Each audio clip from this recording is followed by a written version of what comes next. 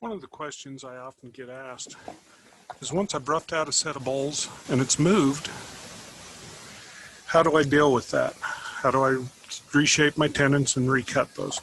And another one is, if I've cored this, how do I get a tenon on these cores? Let me show you how I do it. I'm going to take my bowl. We'll start with our largest bowl. I know where the center was. That may not be exactly where it is now. I might have to adjust a little bit. But on this piece, this is a fairly well-balanced piece. And by that, my pith was right around here, and I've got my growth rings fairly even.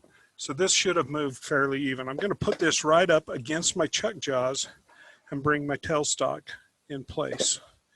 I'm going to try and get right in the same place that my tailstock was before. And then check it to see if it's round. Or better yet, check it to see if it's even. So if I put my thumb on the tool rest and rotate the piece, I touch each side on the end grain where it comes around. My end grain doesn't move as the piece dries. The side grain moves and collapses, and you can see the arc on the rim of the bowl. So now I need to true it up. One other note I need to be aware of, and one other thing I need to be aware of, is I used a PVA sealer on these bowls to dry them out, polyvinyl acetate that is commercially available, and these edges can be very, very sharp.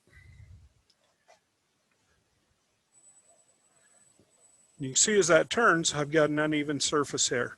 That definitely needs to be cleaned up. The first thing I'm going to do on this larger bowl is true up the tenon.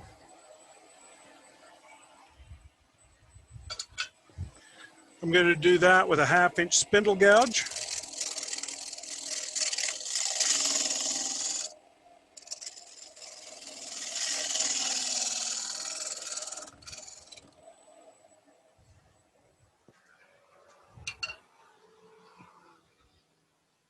I've got that surface cut most of the way around, and as I look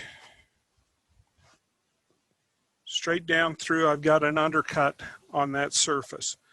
That's important that I'm undercut or flat. I never want to be overcut to where that doesn't register in those chuck jaws.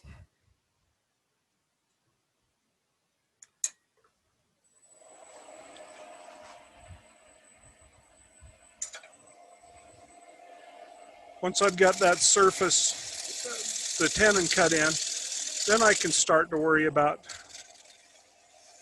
truing up some of these other surfaces. And I want to get as much of this wood off of here as I can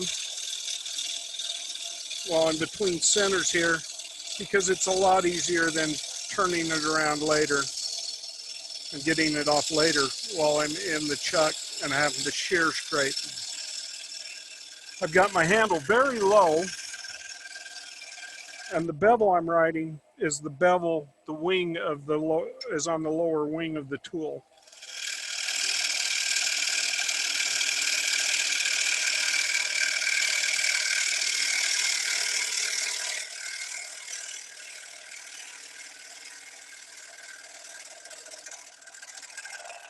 And I call that a shearing peel cut.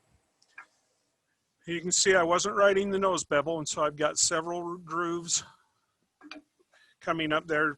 As I got higher, I was able to get onto, as I came higher, I was able to get onto the nose bevel and get a smoother cut.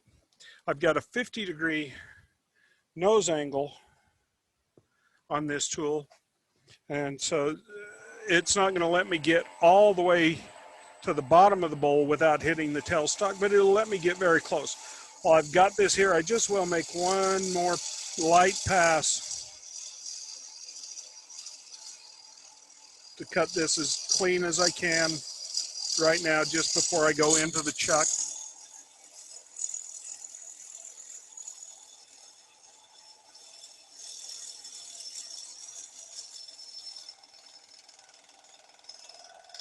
You hear a knot in the wood coming around, tick, tick, tick.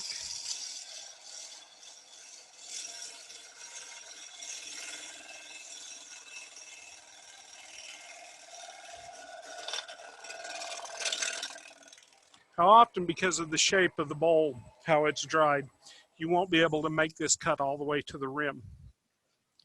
There's that knot, you could hear that. You won't be able to make this, but once it's moved, I'll put it into the chuck, and that's why it's important that I cut the chuck tenon, or the tenon for the chuck first. Set that aside. Now what do I do with these little jewels? Same thing. Put them up against my chuck jaws.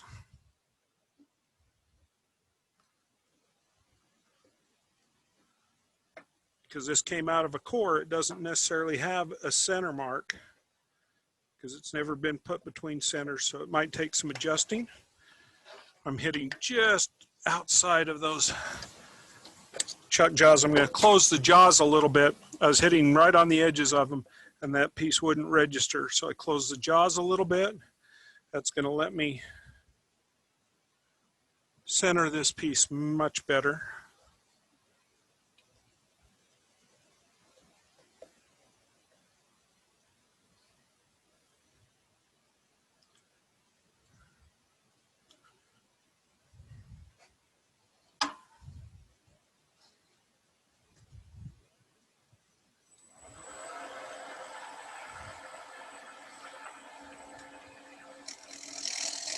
I'm going to come in here on this size of a bowl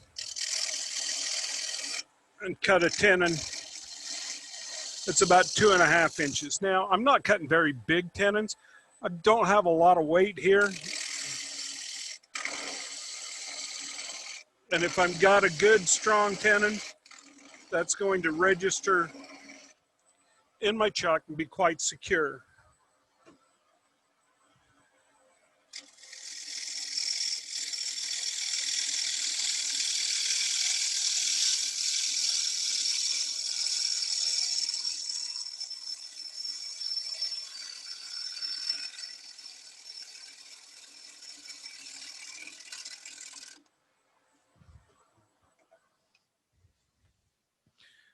I double check just to confirm that I've got that flat or undercut so that I'm going to register on there and that I'm biting all the way around.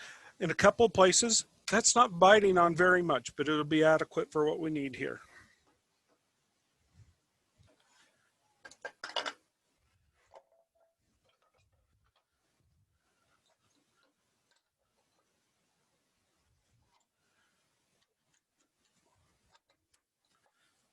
Could go to a smaller set of jaws.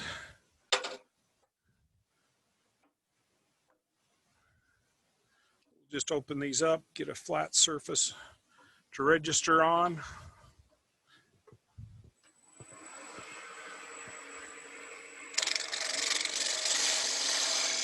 Now I've got a set of chuck jaws that closes down at 1.25 inches. So I'm going for that smaller set of jaws here.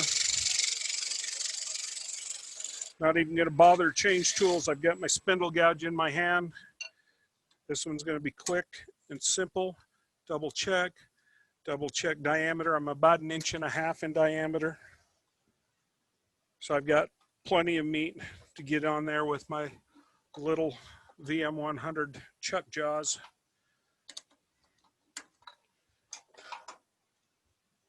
And so that's ready to mount, and I'll finish cleaning up the outside with shear cuts and then make a nice little nested set for somebody. Thanks for watching.